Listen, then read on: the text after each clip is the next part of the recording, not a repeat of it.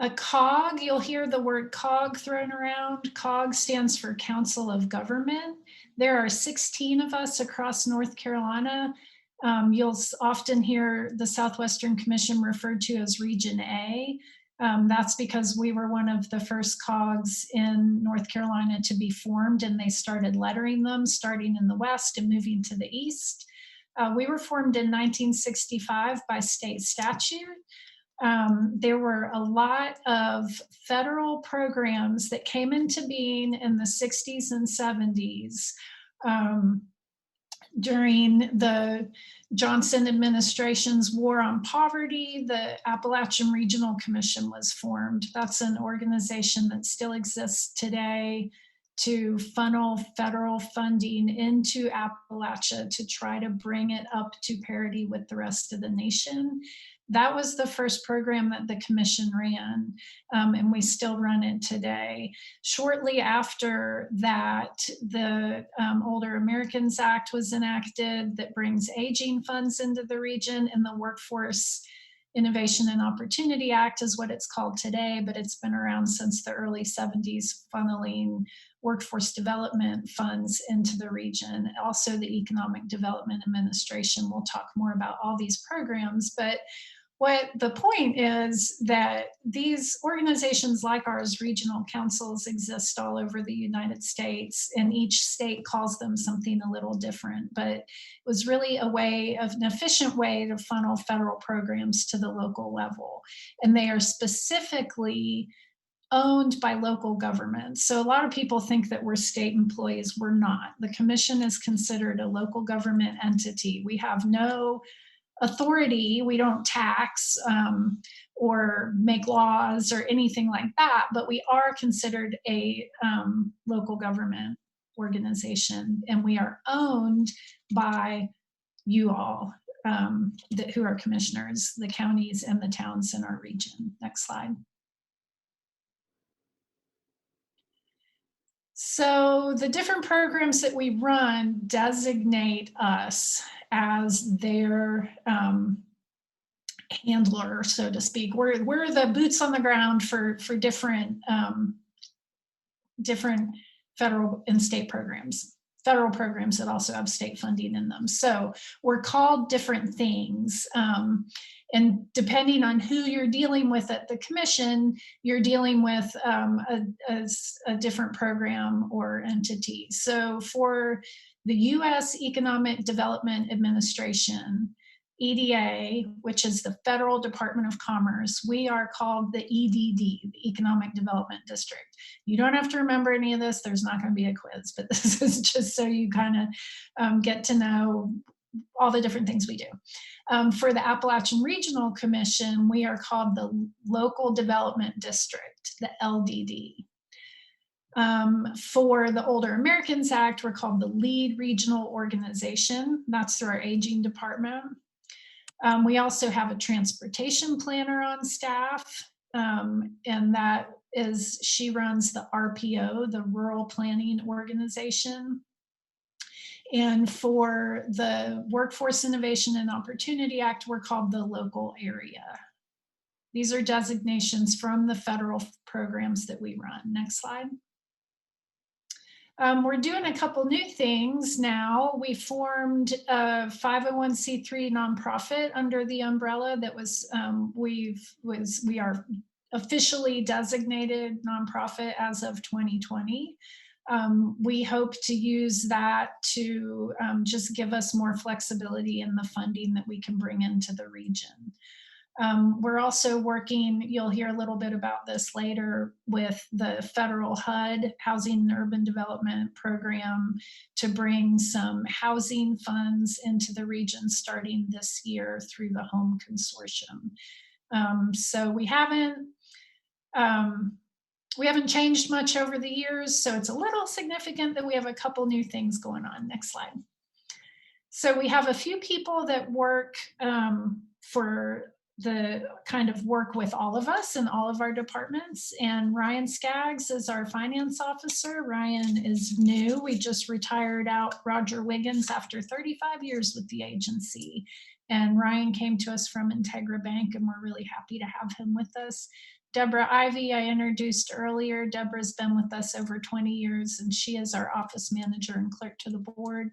And Pat Baker wears a lot of hats. She's the finance assistant and runs some programs for our area agency on aging as well. Next slide.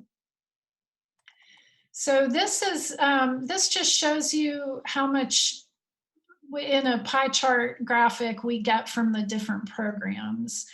We get a lot of aging funding into the region. As you can see, it's more than half of the pass-through funds this year. And we get workforce funds, community and economic development funds. We run a STEM program. And then there's some other miscellaneous fundings. That little yellow sliver is membership dues. Each local government pays 75 cents per capita into our organization, and we use that barely $160,000 of local dues to leverage over $6 million to come into the region and get passed back through the agency into your communities. Next slide. So just a little bit about regionalism. I know especially when you're an elected official, you're very, very focused on your individual jurisdiction, whether that be a town, a county, or even a state in some cases. But when we're working with local governments, we can't help but, due to the kind of work we do, to see things as a region. So we think of it as, think of your regional commonalities. You're going to do things for your local jurisdiction, but don't forget that you're part of a bigger whole, and that region that you exist in is related in so many ways. So we, as the commission, try to help you see those regional strategies and then help you implement your programs and projects on the local level that tie into the regional strategy. And that coordinated effort provides a lot of efficiency, and it's done with the recognition that we are more alike than we are different. Franklin and Silva are more alike than they are different. Cherokee County and Haywood County, you know, for those who live there, you might feel like it's a world away sometimes, but in the grand scheme of things, in North Carolina, America, and the world, we're a lot more alike than we are different, and we're going to all benefit from working together. We also very much play the role of regional convener. So we're in touch with all the local governments, state and federal agencies, and other partners such as foundations who fund projects in our region. So that ties back to what I said earlier, which is that you can call us, and if we don't have the answer or the resource, we probably know who does, or at least where your next step would be. Next slide. So we are governed by a board of elected officials. If you are an elected local official, you are welcome to come to our board meetings. Technically, for voting purposes, each county gets one vote, and each collection of towns within a county gets a vote. However, we don't require that the same person from each county serve on our board. If someone shows up as an elected official from Jackson County is counted as being present at that board meeting. A lot of the business is done by the executive committee, which the board elects. We just had elections, was that at our November meeting, I think. We do those immediately after the election, so that would make sense. So this is the list of our current executive committee, and these folks meet with me more regularly than the whole board does. And they help me set the agenda for the upcoming board meeting, and they are authorized to act on behalf of the whole board when needed, because the entire board only meets 5 times per year. So we have, as you can see, representation from across the region, and this shifts every 2 years. Next slide. So our board, our entire board, the roles that our board plays are obviously to help develop the priorities of the commission and ensure that operations are in accordance with stated purposes. The board is my boss. So the board hires the executive director and I hire staff. So the board does not oversee staff, but they do oversee me. And they provide me general guidance and counsel. The board also ensures the legal and ethical integrity and accountability of the organization with me and our staff, and are responsible for protecting our assets along with me and our staff. We also really rely on our board to nurture regional partnerships and a vision for the organization and the region. So as a board member, we want you to know who we are and what we do so that you can go out and both network and work together with other organizations and people in the region that we all need to know and work together to get things done. Next slide.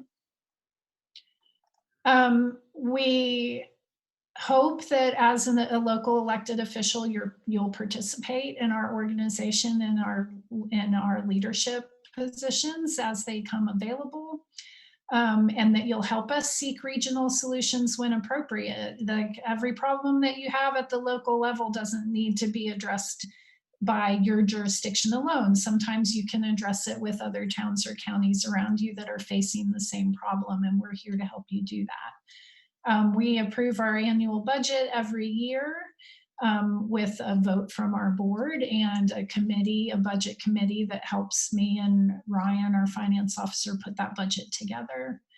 And we love when our board members love our organization and talk about us publicly and promote the region through what we do and our values.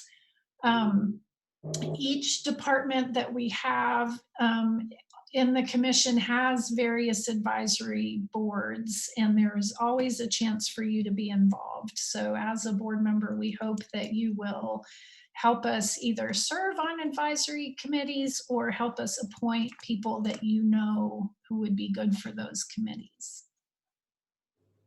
Next slide. So my role, I'm the CEO of the organization. I recommend and implement board and staff policies, obviously decision-making, accountability for the operations of the organization. I develop and maintain organizational relationships. I spend a lot of time working with other organizations that can help our region. I hire and oversee staff, communicate with the COG board, and I report to the board on our performance and impact. This is a slide that we take very seriously. We are a nonpartisan organization.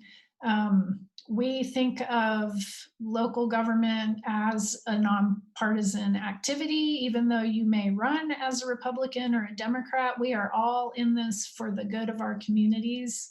And there aren't too many local issues that are very partisan in nature, if you really think of it. But we actually have a policy. No one on staff, everyone on our staff agrees not to participate in partisan activities. We work for both parties. We work for the elected officials of the region, regardless of your party. So we have 3 departments under which all of our work falls. And the next thing you're gonna hear is from each of those departments, and the department heads are gonna present some slides on their activities. Community and economic development is kind of a catch-all for a lot of different work that falls under the work that we do through ARC and EDA. And then workforce development is the federal workforce funds, and the Area Agency on Aging is the Older Americans Act funds, and the activities that happen under each of those. All of these have various local advisory boards, depending on how the programs are set up. And overall, we have right now 15 full-time staff that you'll learn about under each department. Next slide. So just a little bit about what's been happening with us during COVID. We are busier than ever. When you hear about what the work we do under our departments, you'll understand why. We've been mostly telecommuting, although our office is open. We flow in and out of the office, but we're trying to keep the numbers down. I hope you've seen the COVID-19 resource guide that we've been publishing since last March. It's a great resource full of information about public health needs, small business needs, any programs that are available to your communities or the people in your communities. We try to get it in there. If you know of something that we don't know about, send it to me and I'll make sure it gets in there. It also lives on our website, but we email it out every once in a while. We also email out a monthly e-newsletter where we compile everything that relates to our work or that we think is cool or relevant to your community. We put into an e-newsletter anything from events to trainings to toolkits that might be useful for an initiative that you're doing. So when you go to regiona.org, there's a pop-up window where you can sign up for our e-newsletter if you're not already. And the last thing about COVID is that we were able to access some funds from the Federal CARES Act for loans for small businesses, nonprofits, or local governments. It's really mainly intended for small businesses, but nonprofits and local governments have access to them this time around too. I'm going to talk about our revolving loan fund in a minute, but it's just know and let your people know, your constituents know that there is very low interest money available if you've been affected by COVID and are in a position to borrow money. Next slide. So this is our revolving loan fund. It's an economic development tool that we've been running for decades. It is, slightly higher risk loans. We're not supposed to, or we don't compete with local banks. This is government money to loan out for economic development. So it's capitalized by the federal government. We provide very favorable terms. You have to have decent credit, but like I said, it's a little riskier than a bank loan. So we have a loan committee that approves or doesn't approve the applications. And it's just a good tool, especially for you as an elected official to know about as you help businesses in your community. So next, I'm going to turn it over to Russ Harris to talk about our Community and Economic Development Department. Hey, good evening, everybody. Again, my name is Russ Harris. I'm the director of our Community and Economic Development Department. And I'll introduce just our staff and our department first. Our newest member is Caroline Lafreniere, who comes to us most recently from the Jackson County Planning Department. And she is primarily focused on our housing programs. A lot of times when somebody starts here, it takes a while to kind of figure out what your role is and exactly what you're going to do day to day. Caroline has not really had that issue. We have thrown her in to the deep end with housing, and she has jumped in quickly and is learning everything she can about that issue. Rose Bogus is our transportation planner, and I'll talk a little more later about what she does. And Becca Scott, our senior project manager, kind of catches a little bit of everything in our department. Becca does the communications, so things like the newsletter and COVID-19 resource guide that Sarah was talking about is Becca's responsibility. She also does a lot of grant writing and grant administration, these days primarily focused on broadband expansion within the region. Next slide, please. So the work that we do in our department kind of falls within 4 different buckets. One is technical assistance, and this is just trying to add a little bit of staff support to things you may be working on in your community. If there's things you need mapped, if you have data requests. Somebody last week contacted us, asked if we could figure out what the daytime population of a community was so they could use those numbers for economic development reasons, things like that. or if it's collecting public input for a planning effort that you're working on, those are things we can help with. We also facilitate strategic planning meetings for either local governments or other stakeholders in the region. We've, for the last couple of years, we've done this with the town of Franklin. We've done it with the town of Silva in the past, and then also um, like Jackson County Tourism Development Authority or Water Sewer Authorities, different, anybody that's really involved in this kind of work, we can help out. And it's just kind of a useful way to take a step back for a day as a board and kind of figure out what the priorities are, what you want to accomplish over the next year. So that is something we offer to our members. Probably the majority of the work we do fall into these last two categories. We do a lot of grant writing and grant administration. Um, like I said, a lot of that falls within um, broadband right now, but we can also, Sarah mentioned Appalachian Regional Commission and Economic Development Administration. We work a lot on grants for those funding sources. And we also a lot of times can step in and, a lot of the reporting can be cumbersome for some of these grants. So that is something we also offer, is just to help with the administration side, making sure all the rules are followed and everything is accounted for with some of those grants. And then just, we were talking a little bit earlier about the regional issue. So a lot of our focus is on things that go past county boundaries, that are issues no matter where you live. And two of the big ones we see now, no matter what community we land in, are broadband and housing. And so we'll do things to um, try to address those. A lot of times we'll do convenings. We've had housing summits. We've had several broadband summits, just to try to educate ourselves, educate the region, bring resources out to the region that can help us address those issues as we move forward. Next slide. So as Sarah mentioned, we're kind of boots on the ground for two major federal funding sources out of our department. One of those is the Appalachian Regional Commission.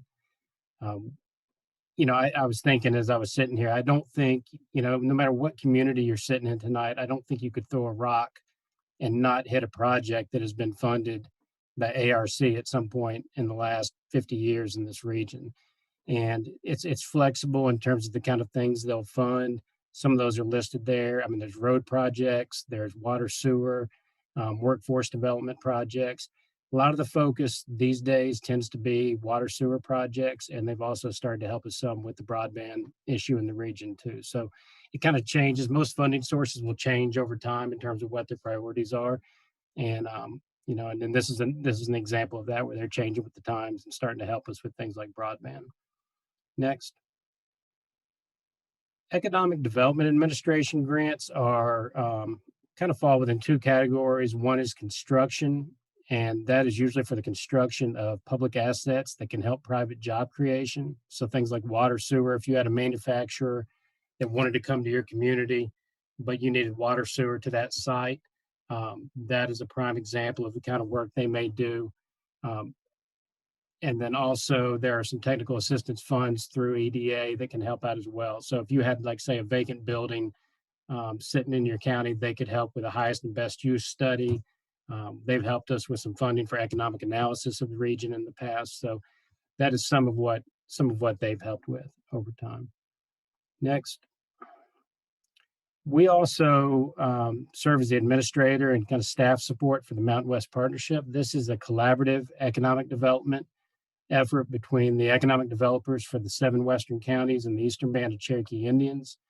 We also have representatives from Western Carolina University and the 3 community colleges within the region that sit with this group. And this group meets once a month to just kind of compare notes on economic development issues, join resources. A lot of our housing work and broadband work in the region has been done through this group.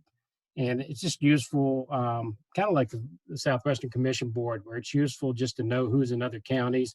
With this group, it's always useful for them to, if I'm in Jackson County and I want to do a building reuse project, I may know that the economic developer in Macon County has done a lot of work with that. And, and I feel comfortable calling that person because of our connection through this group. So this is one of those things that, gets a lot of notoriety at the state level. It's fairly unusual for economic developers who can a lot of times compete with their neighbors and not really work collaboratively.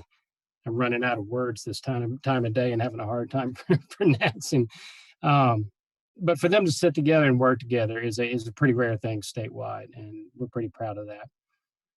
Next. As Sarah mentioned, we are in the process of starting the Southwestern NC Home Consortium.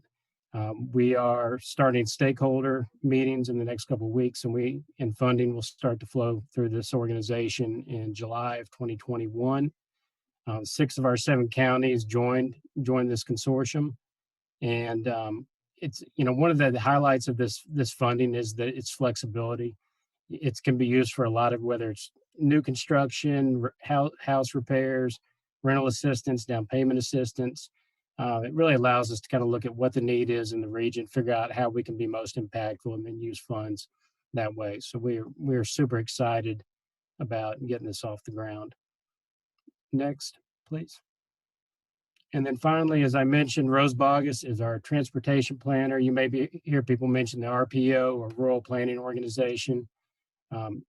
Her role is to serve as a liaison between NCDOT and local governments to make sure that as transportation projects get funded for this region, they are projects that have kind of come from the local level, in terms of making sure that it is a priority to the local government and not just something that's coming from the state level. So any kind of transportation issues or questions, Rose can help out with those. And that's it. All right. Hello, everyone. I'm David Garrett. I'm the director of the Workforce Development Department. I'm also serve as chair of the Nantahala Health Foundation and secretary to the North Carolina Association of Workforce Boards. We're a small department. We're one of 23 boards across the state. We're a small department of 4. Lisa Ledford and Laura Grindstaff are our program accountability manager and our WI service program leader, and Linda Lamp is our business service representative. Next slide. Our primary funding source is the Workforce Innovation and Opportunity Act of 2014 that provides funding for workforce development programs and services that enrich the suitability of the local workforce through education and training, so that it meets the needs of local and regional businesses. And we contract with eligible entities in the region to offer these services. This funding is allocated from the federal government to the states through Council of Governments or workforce boards, and then we bid these programs out through our local providers. Right now, for our youth programs, Heights and Haywood County Schools are our youth program providers. And for our adult and dislocated workers, are Making Program for Progress and Mountain Projects. Next slide. Our primary focus is individual services and job training and business services. Next slide. So for individual services, our target populations are low-income individuals and dislocated workers. Those are folks that have been laid off through no fault of their own. That does include folks that might have been affected through the COVID pandemic. We also serve youth, and our ages on our youth are 16 to 24. And of course, veterans are always a priority target population for us. The service options are short-term training.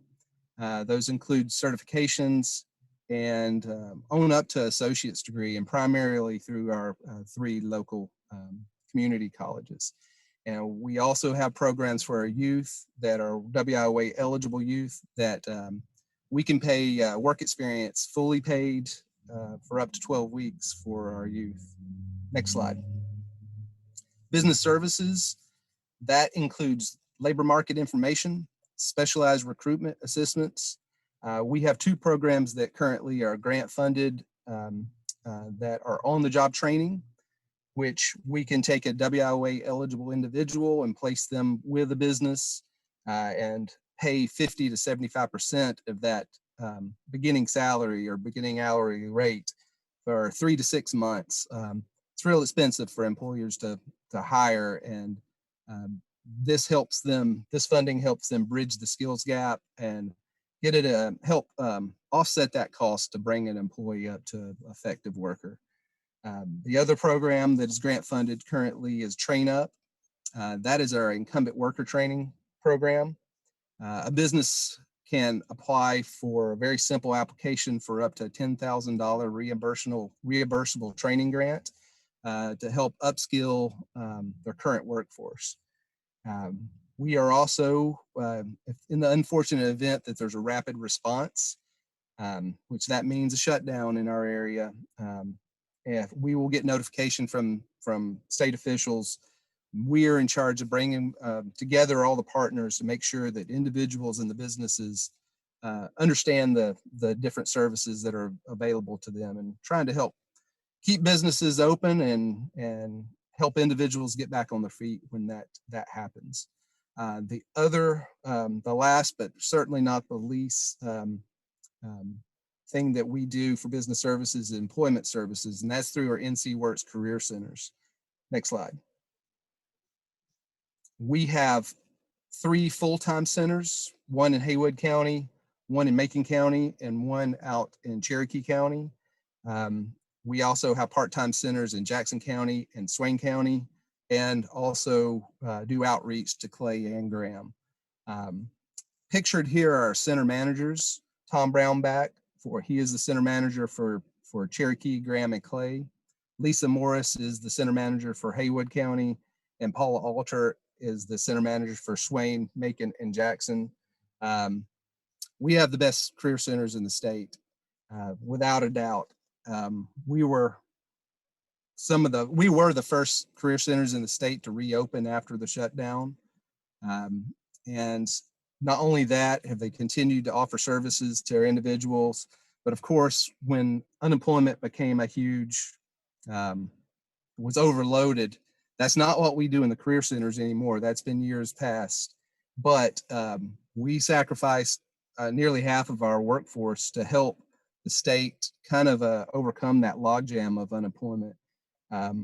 So I know I've went through a lot of this really quickly. If you've heard something that you could use for your business or somebody in your region, or individuals that you think that would be could utilize our services, feel free to get in contact with me or any one of my staff.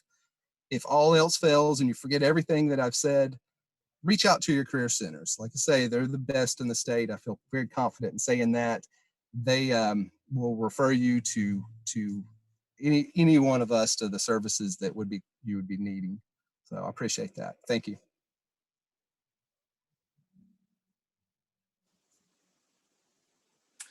Good evening, everybody. I'm Sarah Jane Melton, and I'm the director of the Area Agency on Aging for Southwestern Commission. I have been an employee here at Southwestern Commission for almost 24 years, and I'm happy to be the director.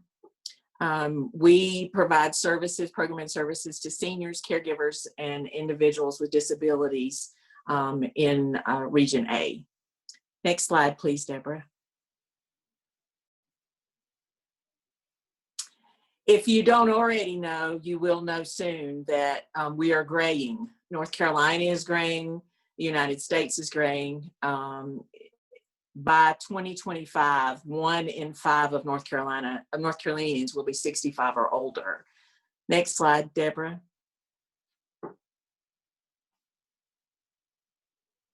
We have 3 of our 7 counties already have population. Excuse me, let me start over. 3 of our 7 counties are in the top 5 in North Carolina with the highest percentage of adults age 65 and older. All 7 of our counties already have population of 60 plus that outnumber the 0 to 17 population. And then the next 2 decades, North Carolina will go from 1.6 million to 2.6 million of our population being age 65 and over. Next slide, please.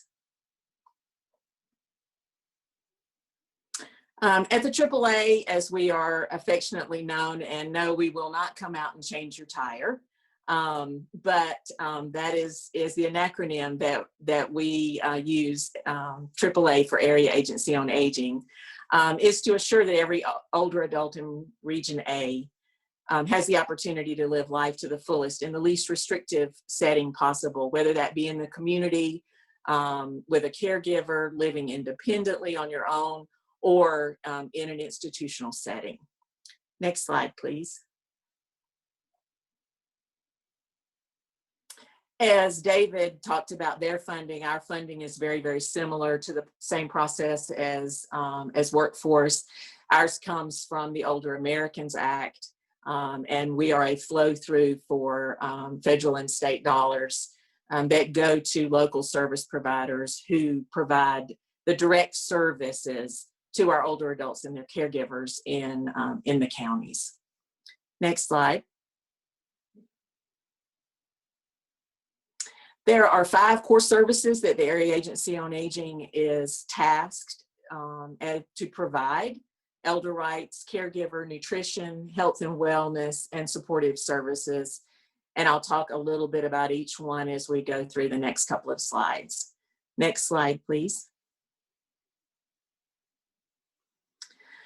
So when you talk about the different services, they are pretty much in 2 different buckets. One is your community-based services, where folks live in the community, and the services are transportation, nutrition, senior centers, in-home aid, which also includes consumer-directed in-home aid services, and adult day programs. And then we also work with our long-term care facilities, our skilled nursing facilities, and our adult care homes. And the key difference between the 2 of those is skilled nursing facilities are required to have nurses, RNs and LPNs on site 24/7, and adult care homes, assisted living facilities do not have that RN, LPN requirement. Next slide, please. So to throw a few numbers at you, for the fiscal year ending June the 30th of 2020, across the region, we delivered and handed out 14,000 copies of a senior resource guide. It was the inaugural and the first in, I hope, many, many years of being able to create a guide, a resource guide. It has very good pertinent articles in it, as well as a guide for every county, including the Eastern Band of Cherokee Indians in the back of it, providing names, addresses, and resources for older adults and their caregivers. We are actually getting ready to produce the 2nd edition of that, and it will be out somewhere around the 1st of March. Other things, other numbers, nutrition is a big deal. Providing meals and food boxes and those kind of things are a real big deal for older adults. And it changed a little bit due to COVID, as you can well imagine. None of our centers are providing what we call congregate nutrition, which is where older adults gather to share a meal. But they are doing a drive-through type and handing out meals that way. Most of our centers have gone to delivering meals to everyone, irregardless of the certain criteria that has to be met at this point in time. So as you can see, close to 180, a little over 180,000 meals were delivered across Region A in the fiscal year ending June 30th of 2020. And as you can well imagine, because of COVID, transportation went down. We all stopped traveling, and our transit authorities did as well. However, our transit authorities helped with the delivery of meals to our older adults because most of our volunteers fell into that older adult category, which was very susceptible to the COVID virus. And so transportation authorities picked up and were assisting with meal delivery, pharmacy, trips, all of those kind of things. In-home aid hours were pretty much the same. Folks are trying to keep their individual at home and not go into a long-term care facility. So we have that. Adult day program shut down in March and has not reopened on site. However, those programs are still providing phone assurance and some other opportunities for those individuals.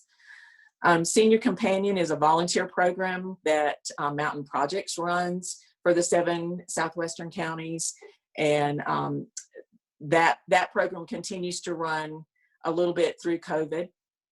Consumer Directed Services is a in-home aid provider, and the older adult directs their service. It's very person-centered oriented. We also provide family caregiver services, and it also has been affected by COVID. Last fiscal year, we served 60 families, and we've already served 70 families in the current year that we sit now. Next slide, please.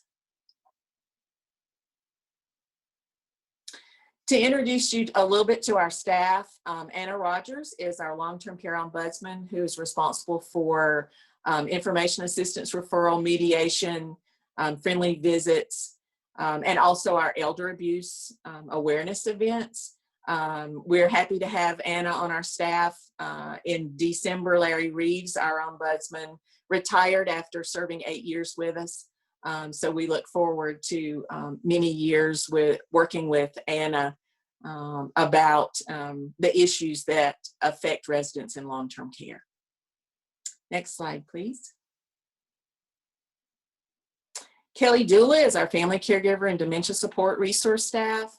She's the person that you call if you need a respite voucher for family caregivers.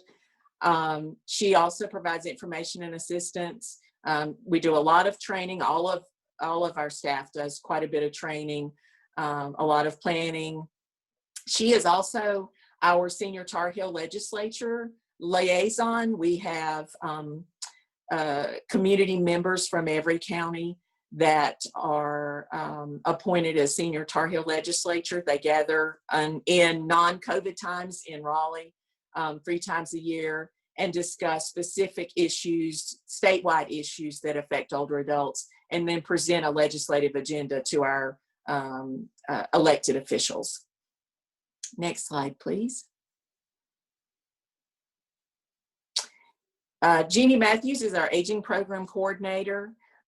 She's our lead monitor for federal and state funding. She's also a master trainer for evidence-based health promotions. As I said, we do lots of training, which includes evidence-based health promotions. We also run the Money Follows the Person transition program for Region A, which is a program that helps residents of long-term care facilities that are appropriate and would like to move back into the community. It provides that extra support for them to be able to move back. As we all are heavily involved in planning and implementation and collaborative work with all of our providers in the 7 counties. And we are all SHIP trained, which means that we assist beneficiaries of Medicare and their families with the maze of Medicare. Yeah.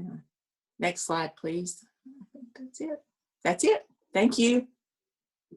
Okay, thanks everyone. So as you can see, we cover a lot of ground, cradle to grave, community issues that affect all of us or will affect all of us at some point in our lives with our communities or our own families. We really take the long range view. We've been around over 50 years and we're going to be around for another 50 years or more. We are looking at trends in the region and trying to provide the conditions that our communities need to thrive. We believe that a healthy economy is the result of healthy and thriving people and communities. So with that, that's an overview of our organization. Deborah, if you want to take the slides down so we can see everyone's faces, I'm happy to answer any questions anyone has.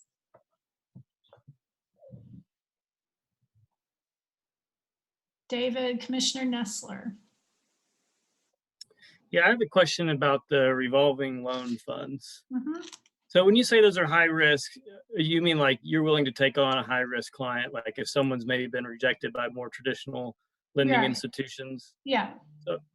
So are those for expansion only, or can they be for sustaining operations? Like, do you place conditions like, We'll consider pretty much anything. And if you have a client in mind, you can always send them directly to me to talk over the program. We don't have very strict guidelines around it. We'll consider on a case-by-case basis. can they be unsecured loans?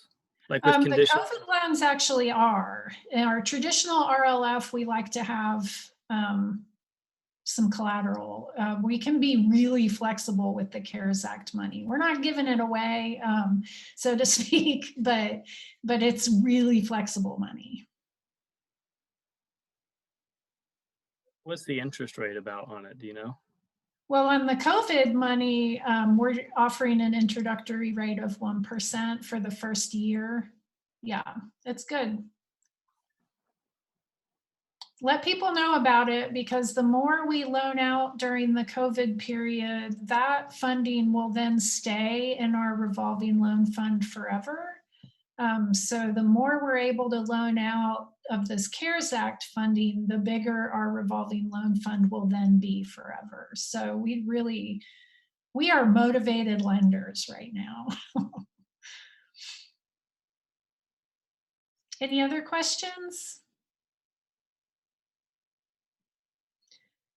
Well, can't thank y'all enough for joining us and giving us an hour of your time right around dinner. I hope you learned something you didn't know about the Southwestern Commission or councils of government in general. You know where to find us. Please feel free to reach out anytime. We're happy to be a part of your network. Good night, everyone, and be well. Thanks, everybody. Thank you.